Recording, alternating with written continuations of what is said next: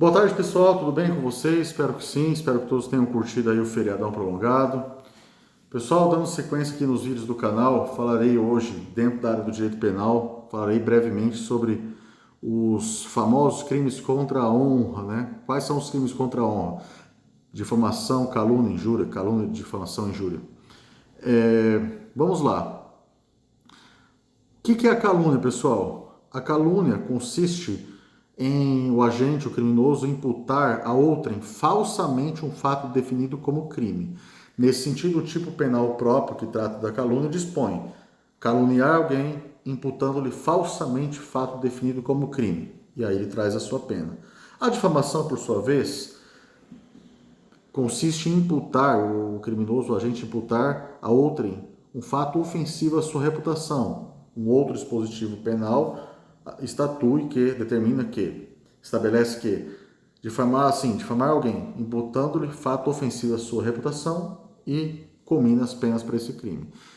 Portanto, qual a diferença de calúnia e difamação? Na calúnia, o agente, o criminoso, o autor, ele imputa falsamente um fato definido como crime a outra pessoa. Por exemplo, João afirma e divulga perante as pessoas que José cometeu um roubo ou um furto. E essa afirmação é falsa. Ele não cometeu esse crime. Portanto, nesse caso, se está diante de um crime de calúnia, pois houve uma falsa imputação de um crime a uma outra pessoa. Portanto, incidiu no fato típico que prevê caluniar alguém imputando-lhe falsamente fato definido como crime. Se essa imputação desse fato criminoso for verdadeira, por óbvio, não haverá o crime de calúnia. Já a difamação, diferentemente da calúnia, consiste em imputar um fato ofensivo à reputação de uma pessoa. E independe, para caracterizar a difamação diferente da calúnia, que esse fato ofensivo à reputação seja verdadeiro ou falso. Um exemplo de crime de difamação: José afirma, divulga, propaga que João é um vagabundo, que João não trabalha, que João não vale nada. Essa é a diferença, portanto. Só recapitulando: calúnia, imputação de fato criminoso e falso. Difamação, imputação de um fato não criminoso, mas ofensivo à reputação, que independe para sua caracterização que essa imputação seja verdadeira ou falsa. Ou seja, mesmo que aquela pessoa que é incidida em difamação seja de fato um vagabundo, nesse caso estará caracterizado o crime, o delito de difamação.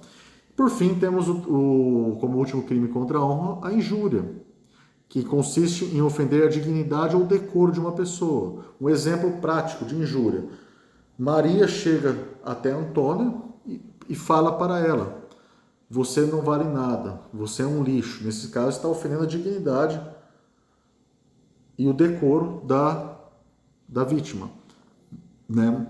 Como se pode ver, a calúnia e a difamação dizem respeito à honra objetiva da vítima, visam tutelar a honra objetiva, a honra social, a moral social da vítima, ao passo que a injúria tutela a honra subjetiva da vítima, pois é dirigida a ela. Nesse caso, está se ofendendo a sua honra subjetiva, a percepção que a vítima tem de si mesma, a sua honra subjetiva, particular, diferente da calúnia e da difamação, que se está diante, visam tutelar, proteger a honra objetiva, a honra social da vítima, né?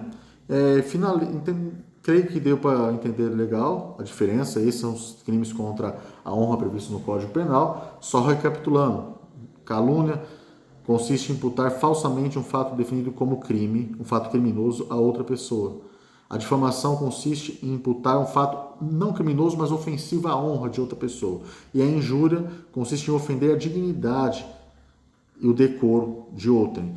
Calúnia e difamação diz respeito à honra objetiva da vítima. Injúria, honra subjetiva. E faço aqui algumas observações importantes. Quanto ao tipo de ação penal nesses crimes, via de regra é crime de ação penal privada, ou seja, depende do ofendido ingressar, ajuizar uma queixa-crime. Claro que tem algumas exceções previstas no capítulo próprio do Código Penal, onde o crime será de ação penal pública condicionada, entre outras. Mas quais observações relevantes posso fazer para vocês? Em alguns casos, não se haverá caracterização do crime de injúria e difamação.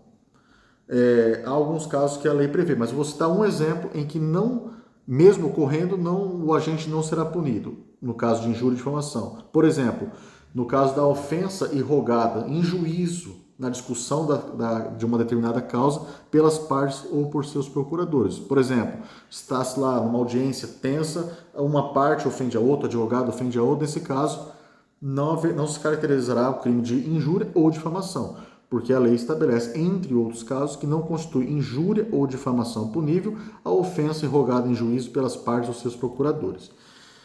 Outra questão também, não haverá pena, ou seja, o agente estará isento de pena caso até a sentença, o momento da sentença no processo judicial, ele se retrate cabalmente da difamação ou da calúnia. Certo, pessoal? E por fim, finalizo, né? Estou dando aqui umas pinceladas principais, poderia estender esse assunto por muito mais tempo, mas dizendo que recentemente, relativamente de forma recente, melhor dizendo, houve uma mudança no Código Penal nesses crimes, que agora, se a vítima assim o desejar, aquele que a ofendeu deverá se retratar publicamente pelas mesmas formas que ele cometeu o crime, notadamente aí nos meios digitais. Por exemplo, João difamou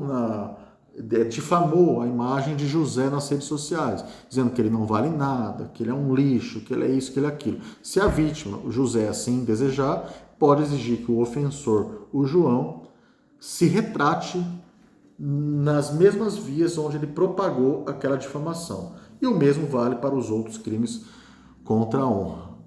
Beleza, pessoal? Espero que tenham entendido aí a diferença entre um e outro. Se tiver alguma dúvida, pode me chamar no particular, nas minhas redes sociais, ou deixar um comentário aqui no canal. O tema é relevante, é um tema que desperta a curiosidade das pessoas, e eu percebo que muitos têm uma grande dificuldade de entender o que é um, o que é outro. Muitas vezes a gente vê uma pessoa achando que foi vítima de uma calúnia, sendo que foi de uma difamação e vice-versa. Então é importante aí que se esclareça a diferença entre eles e que saiba essa diferenciação aí. Beleza, pessoal? Qualquer dúvida, deixe nos comentários aqui. Peço que compartilhem e curtam o canal, até para que o YouTube entenda que o conteúdo é proveitoso e possa recomendar o conteúdo para mais pessoas. Um abraço a todos.